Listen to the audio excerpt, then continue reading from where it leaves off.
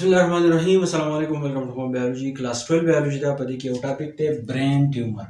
د برین ټیومر د لکه سوچو کې برین زموږ سره دماغ دی او ټیومر مونږ وایو کینسر ته. داسې کینسر چې کله یو سیل یا زموږ سره د سیلونو یو ګروپ دی، یعنی ډېر شي خولي راغونډ شي، د هغې ګروث چې دی هغه په نارمل طریقه باندې کېږي، د هغې ډیولپمنټ چې دی هغه په نارمل طریقه باندې کېږي او د هغې شکل چې دی هغه بدل شي، نو بیا دغې خلیو ته مونږ وایو کینسرس سیل او دې لپاره مونږ ټیومر ټکی چې دی استعمالوو.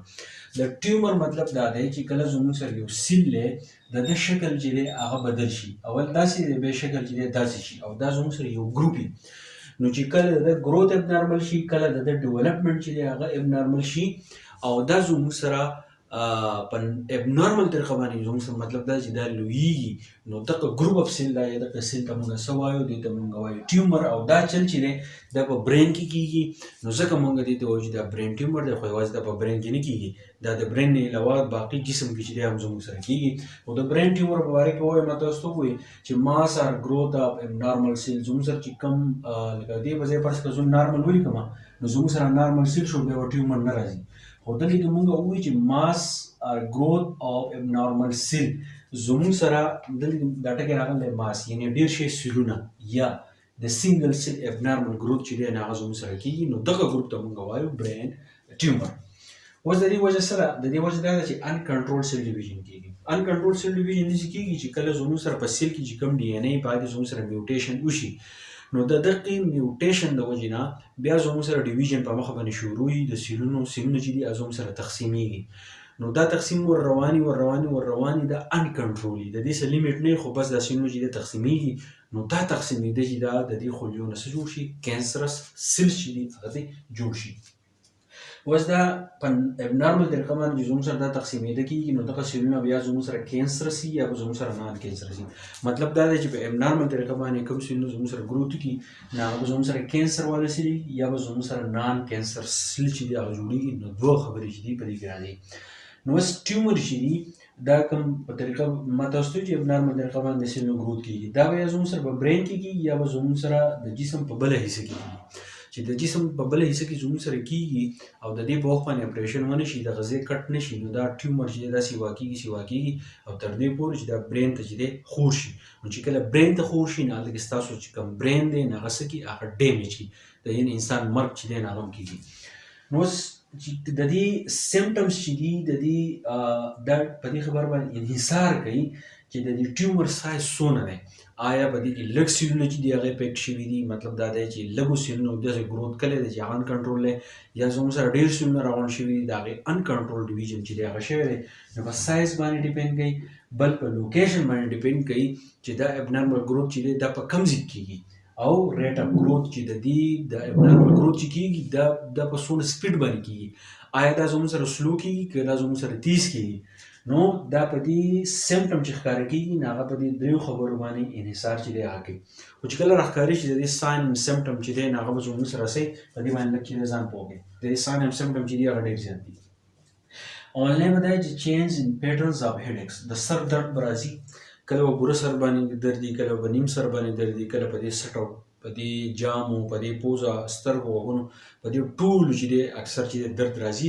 خو دا درد چې دی دا مسلسل نه وي، دا درد چې دی نو دا په دې سر کې چې دی داسې چورګي. د هغه نه علاوه الټۍ خلکو له ورځي او الټۍ کېږي، نازي مونږ دې ته وایو چې د الټو کولو حالت یې سینه چې دی په دغه وخت کې چې دی درد کوي. وومیټینګ الټۍ چې دی خلک په دې حالت کې چې دی کوي. د هغې نه علاوه ویژن پرابلم، په سترګو په نظر کې به تا ته پرابلم راځي.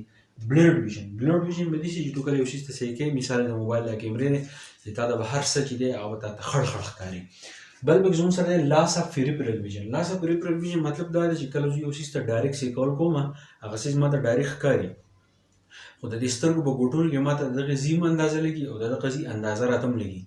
نو چې کله موږ یو څیز ته ډایرکټ سی کول نه کوو، هغه موږ ته ښکاري، نو دې ته موږ وایو پیریفرل ویژن. نو پیریفرل ویژن چې دی نو هغه په دې کې څه کېږي؟ متاثره کېږي.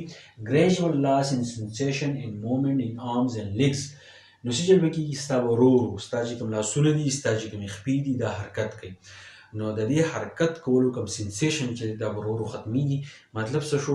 چې ستا لاس او کومې خپې چې دي دا به ورو ورو حرکت چې دی دا به پرېږدي. ډیفیکلټي وذ بیلنس، ستا د جسم چې کوم بیلنس دی، ستا د جسم چې کوم توازن دی، نو په دې کې به تا ته چې دی مشکلات به تا ته راشي. سپیچ ډیفیکلټیز، په خبرو کولو کې به تا ته چې دی مسلې.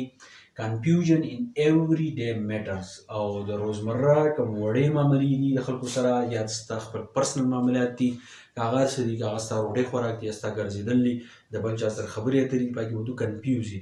کنفیوز دې ته وایي چې اکثر خلک په پښتو کې خبرې کوي، یاره زړه مې و چې دا کار وکړو، دماغ مې و چې دا کار وکړو، یوړه مې و چې دا کار وکړو، بړډه مې و چې دا کار وکړو. نړۍ چې دی یو دی، دا بړونه نه دي. خو ستا دماغ دا فیصله نشي کولی چې آیا زه دا کار وکړم که یا دا کار ونه کړم، نو دې ته ویلی کېږي کنفیوژن.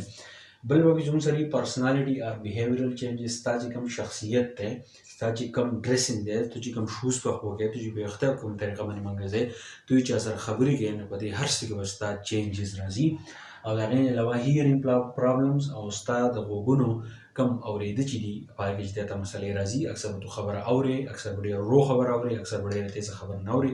نو دا مسایل به راځي. ولې راځي؟ ستا دماغ کوم سیلونه چې دي هغې نارمل ګروت کړلی، نو د هغې د وجې نه ستا چې کوم نیورانز دي، ستا چې کوم نر امپلسز دي، ستا چې کوم موټر نیورانز دي، سنسر نیوران دي، هغه خپل کار چې دی په صحیح طریقه باندې نشي کولی. د دې مثال داسې شي لکه تا دوه تارونه چې یو بل سره ټچ کېږي او بیا جدا کېږي، ټچ کېږي او جدا کېږي. نو دا دماغ چې دی د دې مثال داسې شي، کله کار کوي او کله کار نه کوي. ولې؟ هلته کې ستا سیلونه ګروت کوي خو هغې نارمل ګروت کوي. نو د دې د وجې نه دا مسایل چې دی هغه تا ته راځي. خو یاد ساتئ د ټیومر غټه مسله څه ده؟ د ټیومر غټه مسله د میوټیشن، چې ستا په ډي ان اې کې چې دی هغه میوټیشن راشي. اوس د دې علاج یو خو دا چې سرجري ده. سرجري دا د مطلب دا چې په کوم ځای کې دا مسله راغله هغه تو کټ کړي، خو دماغونه دې کټ کړو ډایرکټ په مړي، ځکه چې دا ټیومر یوازې په دماغو کې نه راځي، دا د جسم په بل حصه کې هم راځي. یو ګوته د خپله تا کټ کړه ته ژوندی پاتې شي. نو ټیومر کې دا مسلې چې یو سیل ستا افیکټ شو، نو د هغه ځان سره ګاونډی بل سیل افیکټ کوي، هغه د ځان سره ګاونډی بل سیل افیکټ کوي. نو دغه اصل کې موږ دغه شي ته موږ ټیومر وایو. خو دماغ کې چې مسلې راځي سړی دې مړ کېږي. یو طریقه دا د ریډیو تراپي، چې په ایکس رې باندې چې کوم ابنارمل سیلونه دي هغه سیلونه چې دی ته مړه کړې، نو دغه ته ویل کېږي ریډیو تراپي. او ریډیو تراپي د دغې ټیومر چې دی ټریټمنټ دی. بل زموږ سره د کیموتراپي. کیموتراپي موږ دې ته وایو داسې دوايانې به تو استعمالوي چې په هغې باندې کوم کینسرس سیل دي، یا زموږ سره ابنارمل سیل کوم چې انکنټرول ډیویژن کوي، دغه چې دی دا به تو مړه کړي. نو دا زموږ سره برین ټیومر وجه ما تاسو ته وویل چې ابنارمل ډیویژن زموږ سره کېږي د میوټیشن د وجې نه. ټیک شو. او د ټیومر اصل کې موږ کینسر ته وایو، نو دا سموکینګ د وجې نه هم کېږي، د سیګرټ څښو د وجې نه چې دی د هغې نه دا مسایل چې دی دا راځي. او بل زموږ سره ساین اینډ سمپټمز ما تاسو ته وویل چې ساین اینډ سمپټمز چې دي هغه په دې دریو خبرو باندې ډیپینډ کوي. د ټیومر سایز څونه دی، د هغې لوکیشن په کوم ځای کې دی، او د هغې په څومره سپیډ باندې انکنټرول ډیویژن کېږي. دا ټول ساین اینډ سمپټم چې دی دا جان جدا شا کوېسچن کې چې دی دا راځي. او دا چې دی دا ټریټمنټ دی دا ستاسو نه پریکټیکل کې چې دی تپوس کولی شي.